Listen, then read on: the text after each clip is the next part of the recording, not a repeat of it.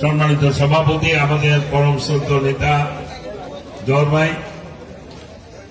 আজকের এই সম্মেলনে উপস্থিত খুলনা মহানগর বিএনপি সংগ্রামী সদস্য সচিব, সাবেক ছাত্রনেতা, সাবেক যুবনেতা শফিকুল আলম তুহিন, মহানগরীর যুগ্ম আহ্বায়কবৃন্দ, সদস্যবৃন্দ, 14 নম্বর ওয়ার্ডের বিভিন্ন এলাকা থেকে আগত প্রিয় ভাই ও বোনেরা, আসসালামু আলাইকুম।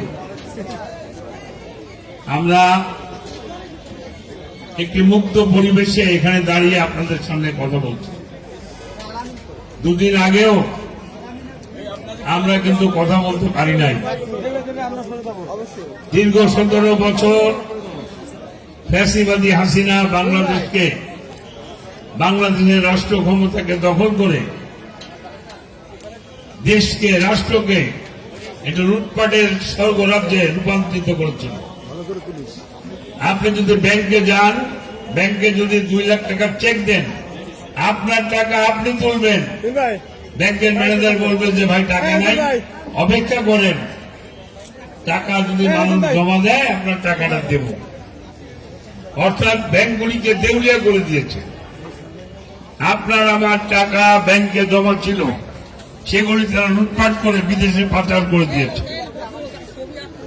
হাসিনা বাংলাদেশের এমন কোন প্রতিষ্ঠান নাই যে প্রতিষ্ঠানকে সে ধ্বংস করে নাই।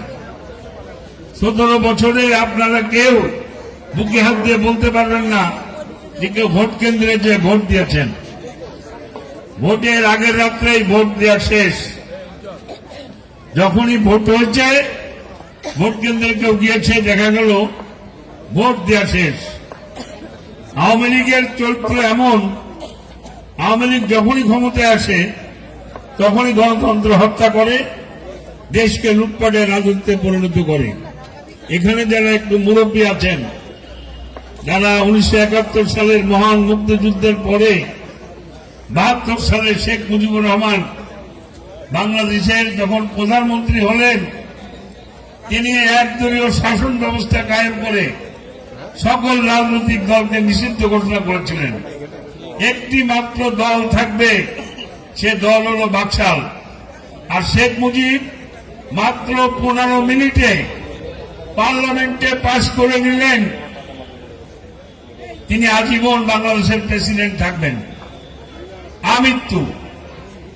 অর্থাৎ ধরে নেওয়া হলো, পার্লামেন্টে এইভাবে পাশ হলো যে আজকের থেকে ধরে নেওয়া হলো বাংলাদেশের প্রেসিডেন্ট হিসেবে আমৃত্যু শেখ মুজিবুর রহমান থাকবেন।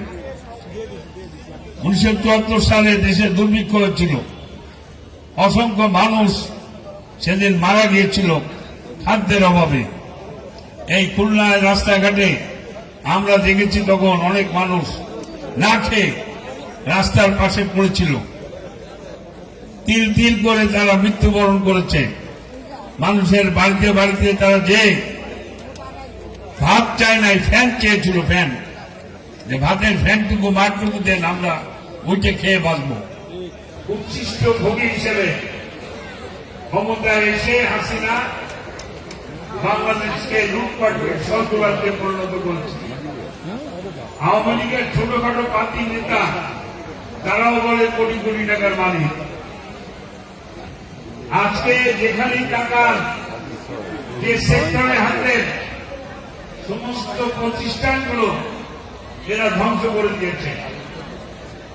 দিনের ভোট রাতে করেছে, সংবাদপত্রের গলা চেপে করেছে, বাংলাদেশের বিভিন্ন টিভি চ্যানেল বন্ধ করে দিয়েছে, হাজার হাজার নেতা কর্মীকে হত্যা করেছে।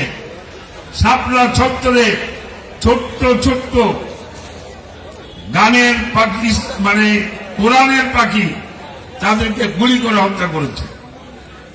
এ হল শেখ হাসিনা। শেখ হাসিনা বাংলাদেশকে এমন একটা জায়গায় নিয়ে গিয়েছিল যেখান থেকে ফিরে আসা বাংলাদেশের জন্য অত্যন্ত কঠিন ব্যাপার ছিল।